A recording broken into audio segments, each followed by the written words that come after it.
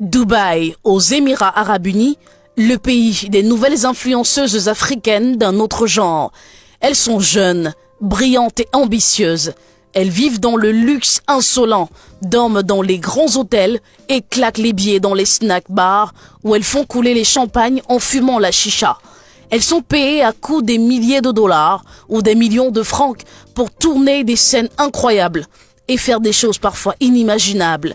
Des choses qui dépassent l'entendement au nom de l'argent. Ça, c'est leur cercle d'influence et ça finit toujours mal. Vous avez vu des images de cette influenceuse ougandaise Mona Keys qui s'est jetée du 7e étage d'un immeuble à Dubaï. Pourtant, la veille, elle nageait dans le luxe et la chicha arrosée. Ces filles se recrutent dans tous les pays d'Afrique, du Cameroun au Sénégal, du Gabon au Togo, du Maroc à la Côte d'Ivoire et bien d'autres. Vous avez peut-être déjà entendu parler des histoires de Dubaï porte-à-porte. Ces filles pilulent désormais la toile avec des vidéos arrosées des actes scatophiles avec des chiens, des hommes, des singes. Elles prennent leurs pieds. Elles vont même aller jusqu'à manger de la merde, devenant des toilettes publiques de ces hommes friqués, d'où le nom Dubaï porte-à-porte. Tant que la facture va leur permettre de venir impressionner leurs sœurs africaines dans leur pays d'origine, tout passe et rien ne cale.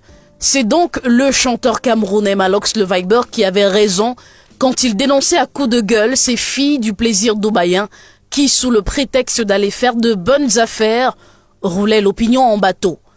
Cette Togolaise impliquée raconte comment plus de 10 Émiratis l'ont prise. Extraordinaire. Et Dieu, mon calvaire allait commencer. Il n'était pas seul, il y avait 4 autres hommes avec lui. Et je n'avais même pas le droit de parler, je devais juste subir. Moi qui croyais que c'était juste une partie de jambes en l'air avec un homme. Non, pas du tout, c'était plus que ça. Autour de Doxy Yao de dire sans plaisanter le bonheur de nager dans le luxe. Je paie ma suite à 1,5 million de francs CFA par jour. 1,5 million par jour, le Burj Al Arab. Et mon champagne coûte 3 millions de francs CFA, dit-elle. Mais où prend-elle cet argent? Ici, c'est toujours Dubaï porte-à-porte. Et sur cette image floutée, une vidéo d'une influenceuse nigériane fait joujou avec le chien du maître. Les images ont fuité sur les réseaux sociaux. Dommage pour ces rêveuses. Les témoignages pleuvent, l'argent facile à bousiller les valeurs.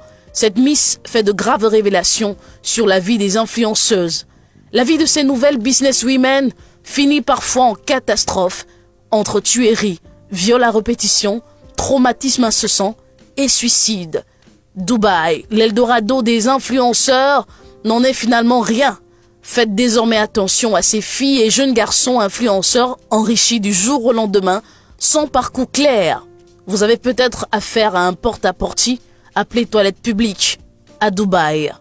Merci de vous abonner à notre chaîne Premium Télévision pour ne rien rater des infos tout azimut, actualités sociopolitiques, culturelles et sportives du 237, du continent et du monde. À bientôt.